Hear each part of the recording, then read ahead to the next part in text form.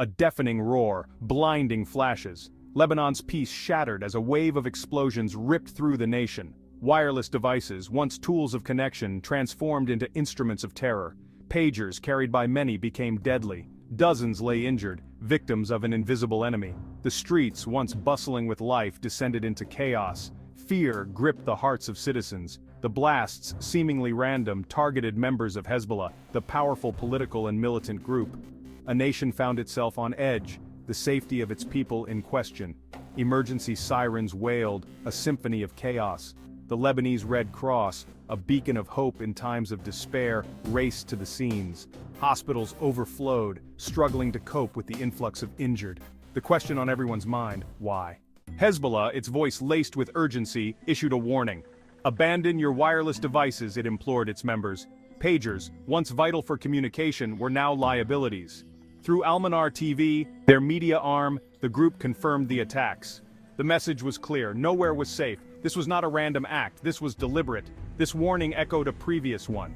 Hezbollah's leader, Hassan Nasrallah, had already urged caution. Limit mobile phone use, he'd said, citing security concerns. Now his words carried a chilling weight. Hezbollah was a target. But who were the hunters? Fear and suspicion hung heavy in the air. No one claimed responsibility. The silence was deafening, amplifying the terror.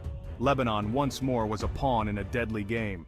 The Lebanese Ministry of Public Health, its voice strained but resolute, echoed Hezbollah's warning. Wireless devices were now a threat. Citizens were urged to disconnect, to choose safety over convenience. The message was blunt. Lives were at stake. The ministry's plea reflected the gravity of the situation. This was not a drill. This was a national emergency. Hospitals, pushed to their limits, became beacons of resilience. Doctors and nurses worked tirelessly, battling fatigue and despair. The Lebanese Red Cross, a lifeline for the injured, deployed every available resource. Amidst the chaos, there was order. A nation, wounded but unbroken, rallied to protect its own. But the questions lingered. Who was behind the attacks? And what did this mean for Lebanon's future? Section 4. Shadows of the Gaza conflict. The explosions in Lebanon did not occur in a vacuum. They were stark echoes of a larger conflict, a conflict raging just beyond Lebanon's borders. The Israel-Gaza conflict, a festering wound in the Middle East, had entered a deadly new phase. For 11 long months, the two sides had been locked in a deadly dance. Israel, with its superior firepower, launched airstrikes on Gaza. Hamas, defiant, responded with rockets. The violence escalated, claiming innocent lives on both sides. The world watched with bated breath, fearing a wider conflagration. And now Lebanon was drawn into the vortex. The targeting of Hezbollah, a staunch critic of Israel and a supporter of the Palestinian cause, raised a chilling possibility. Was this spillover from the Gaza conflict? Had the violence finally breached Lebanon's borders? Lebanon, a nation scarred by conflict, found itself teetering on the precipice. The explosions, a brutal reminder of the nation's fragility, had shaken the fragile peace. The future, once hopeful, now seemed shrouded in uncertainty.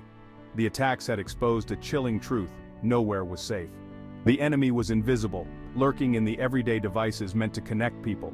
The fear was palpable, a suffocating blanket over the nation. The government, struggling to maintain order, faced an uphill battle. The investigations were ongoing, but answers remained elusive. Who was behind the attacks? What did they hope to achieve? Lebanon, once a beacon of hope in a troubled region, found itself at a crossroads. Would it succumb to the forces of chaos? Or would it find the strength to rise from the ashes, stronger and more resilient than before? Section 6. A world watches and worries. The world watched Lebanon, its collective breath held. The explosions, a stark reminder of the interconnectedness of global events, sent shockwaves through the international community.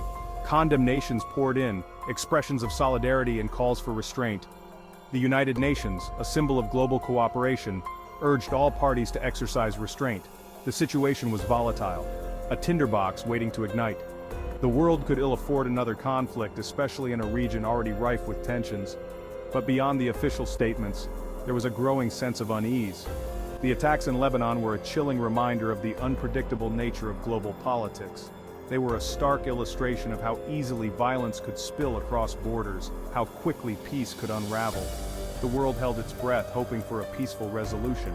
But in the back of everyone's minds, a chilling question lingered. If it could happen in Lebanon, could it happen anywhere?